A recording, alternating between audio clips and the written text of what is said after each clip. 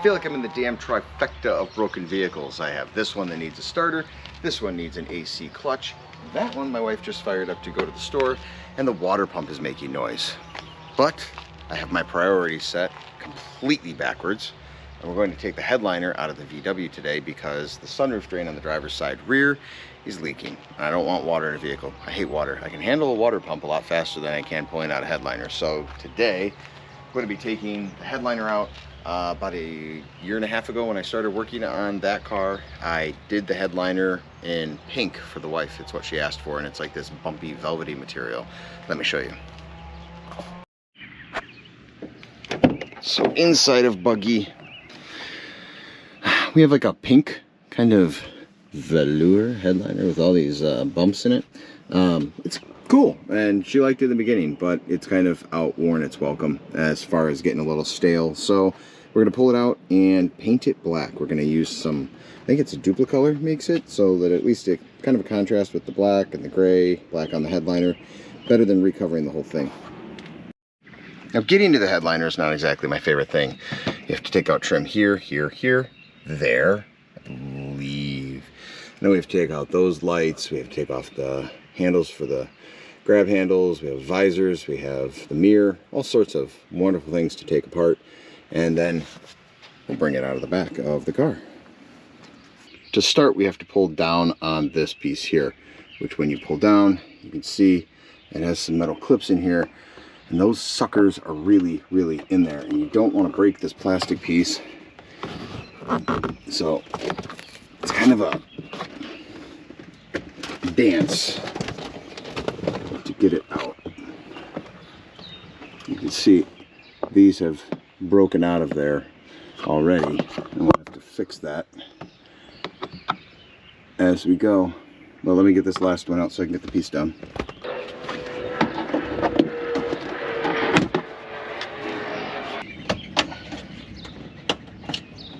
So it's a little like, diamond shaped clip, and it just goes right on in there. I know we have a Phillips here that's now on the floor. Phillips here. When it comes to the seatbelt buckle itself, the top of it, it actually folds up, and then underneath, I believe it's a 17 millimeter. Check that out. Yeah, 17 millimeter bolt. We'll take that out, and that'll allow us to drop the seatbelt so we can get that piece off.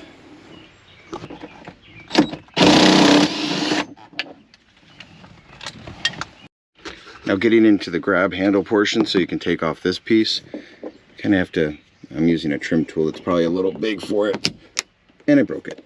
Of course, why wouldn't I break it? Well, I broke that piece. Thankfully it's just a crack, and we'll be able to snap it back in, but that's quite annoying. Should have just gotten a smaller flathead screwdriver. So to take our grab handle off and to take off our seatbelt buckle on the top side where it mounts, as you saw, we had to take off this little cover, which I cracked. No big deal. It will snap in, and I don't think we'll really run into any issues from it. But then we're going to remove this Phillips head screw, which is going to remove a cover for the actual pull handle itself. Set that to the side. Then we have 3 more Phillips head screws. 1, 2, let's drop that one, and 3. And that gives us our actual pull handle. We can set all that stuff to the side and then pull out the bracket itself. Next, we move on to the actual seat belt at the top. There's a hinge point up here, but it's a thin plastic piece, and if anybody's ever taken it off, it's probably going to be broken, but it should just flip up like that. Same thing with the back seat belt, 17 millimeter.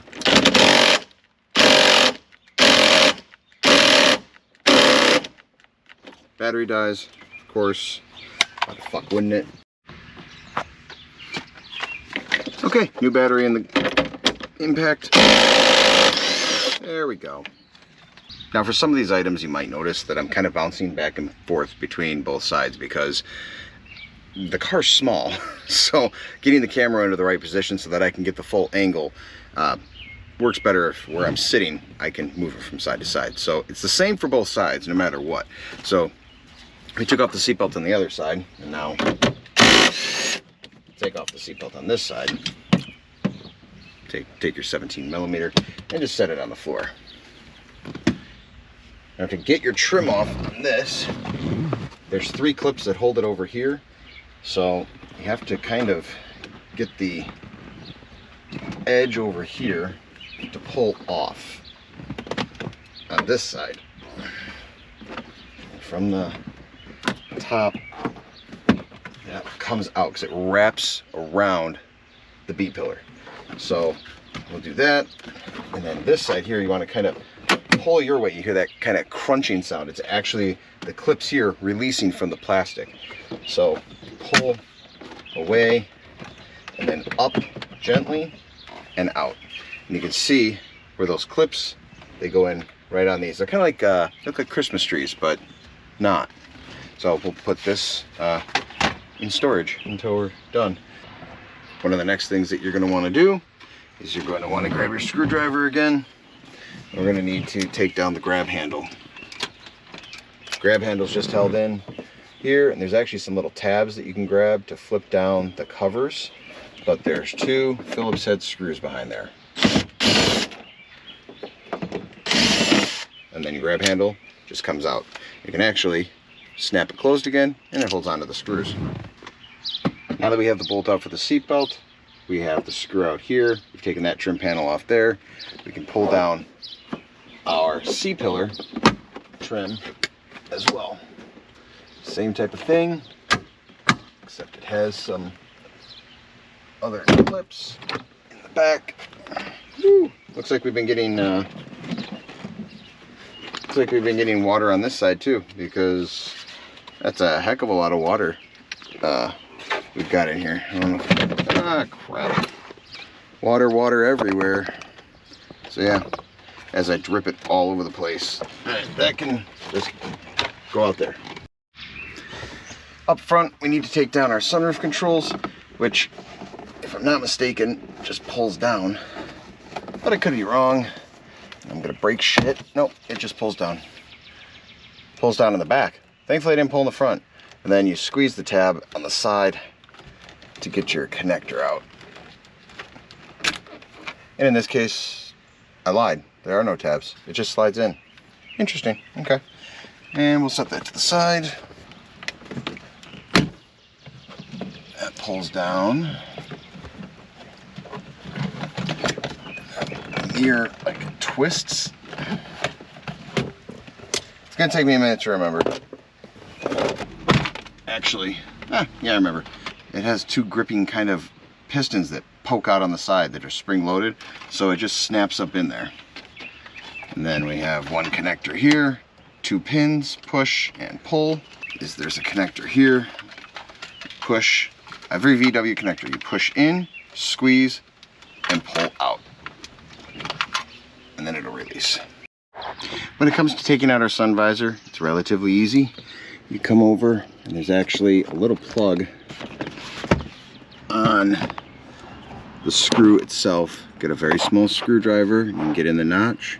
You can pull out the little plug that's in there. We're going to close the sun visor, put our Phillips head screw in there. Now you want to pull down on the back side over here. Kind of pull down, wiggle it a little bit, pull back, and then pull down. And once we get the connector out here, the connector on this one, actually, you pull this way. So you pull it back, pull the tab back that way, and that disconnects our entire sun visor. So now we have that out. We just have to take the caps off of this, which actually pop off the side. I might have to get a tool, and that'll literally be, besides the A-pillars, one of the last things we have to get the headliner out. These are not exactly easy to take out, and the way that, maybe because of the liner, or the headliner that I put in here being so fluffy. Don't flood me! but I found that if you take a screwdriver and go up here and you kind of gently pry, it releases the actual cover itself. And shit, the opposite of what I wanted to do. There we go. And then the whole little cover comes down. But as you can see, originally it had little tabs up at the top that you could pry it out of, but it's just 4 little kind of teeth that hold it in place. You don't want to break that. And we'll put those in the cup holder. Bracket, clip, whatever you want to call it, down for the visor. A-pillar trim on these is very easy. You just get your hands up here, you just pull out, and once you get those 3 brackets, just pull it towards you. Finally, the last thing you have to do is pull this molding down that holds the outer edges of your liner. And then this actually does curl up into here, and now I might have to open up the sunroof to actually drop the rest of the headliner. For this, we're going to go out to the outside of the vehicle. Now you can see from the top, the actual headliner comes up and wraps around the outer edge. It has a metal ring in it, so you kind of have to pry that off of the sunroof itself, and it's not exactly easy, but if you work your way all the way around, it'll drop down.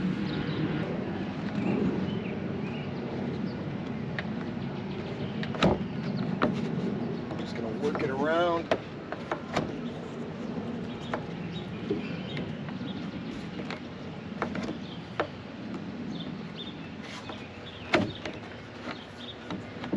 Pull it forward, and the whole thing drops down. Forgot to tell you to unhook these connectors here. There's 3 of them. They run down the A-pillar, and they're wired in, which supplies all the lighting and everything to the top. But as you can see, our top is down, and it's ready to come out. I was wrong. I thought that the headliner went out of the trunk, the hatch. It doesn't. I think it actually comes out of the driver's door. So we have to kind of lift and twist and get it sideways, then we get it away from that, and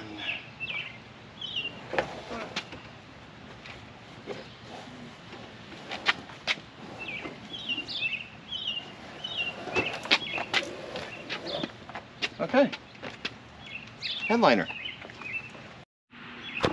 Headliner out.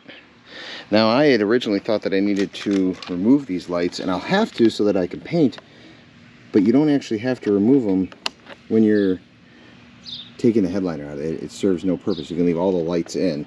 All the wiring runs across the top. And if you get in the car here, you can see we have our sunroof cassette. And now we're going to take a look. I'm going to show you the drains. And you can see right here, actually, there's some moisture on this sunroof drain. They come out of the back side. If you pull this little plug off, there's like a little, well, I don't know what we want to call that, but kind of looks like a stuck together grilled cheese sandwich. So you have this boot here that runs through with this little hose and into that drain back there. Obviously this is leaking enough that the water is pouring down into the C-pillar. So we also have our one here on the passenger side. This one's actually okay. It's surprising that it's never leaked, but the driver's side one is pure crap. That one was leaking. It had that same weird little squeezy boot on the other end, and I tried fixing it to stick in there thinking that was the problem, but it just keeps getting closed. So we're going to fix all of the sunroof drains, I think, so we don't have to worry about drainage issues anymore. To stop the leakage issues in the back, I think what we're going to do is put a little silicone inside of these. These are the tubes. This goes from the back of the sunroof drain to the outside of the car, I thought it was actually 2 separate pieces, but it's not. And it's actually just a German kazoo. Little off key, but it's been a long time since I've played. So we're gonna see if we can't reuse these. Probably going to trim this up a little bit to get rid of the lips that get stuck together there, those little and it just stops the water from flowing out. Not sure if it's noticeable, but I have a neighbor who's like jamming to Mariah Carey. So if that's picked up and I get copyrighted, I'm hunting my neighbor down. In the meantime, we've got the headliner out, and we're going to take these lights that I was trying to get from the interior out, which is just pushing on the little metal tab, and they drop out and pull that away and out. That's how we get the light out. So you push that spring clip in, and then you just drop it down and pull it out.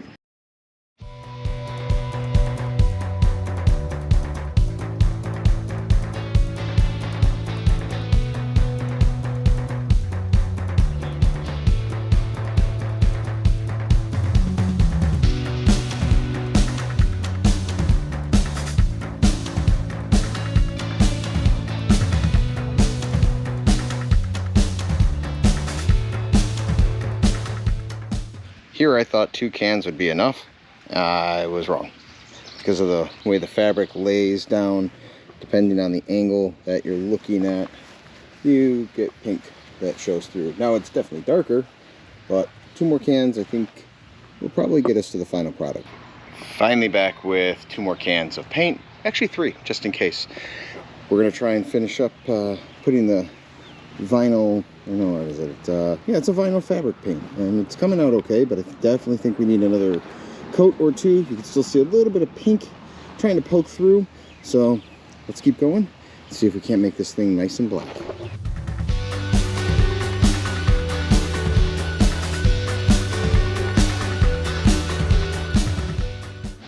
I think it's as good as it's going to get. I probably should have just gotten fabric and recovered it, but I thought this would be the more economical option. Maybe without the sunshine on it, it won't be as bad, especially when it's not in direct sunlight. I doubt it'll pick up on the pink as much. So I'm going to try and touch up a couple of the edges here before I do that, and then we're going to finish up the drains while we're waiting. In the meantime, while I'm waiting for paint to dry, we're going to put the sunroof drains on. I bought some tubing. We're going to hook it on here. We're going to run it down the A-pillar where it comes out, and then we're going to run it through the grommet, and that will hopefully make it so that water just drains really, really fast away from the sunroof, and I don't have any more of this water intrusion issue. Well, that wasn't too difficult. I put up the inner diameter line of a 1/2 inch. I put a hose clamp on there, and then that runs all the way down the A-pillar down into the grommet that actually goes through and dribbles the water outside.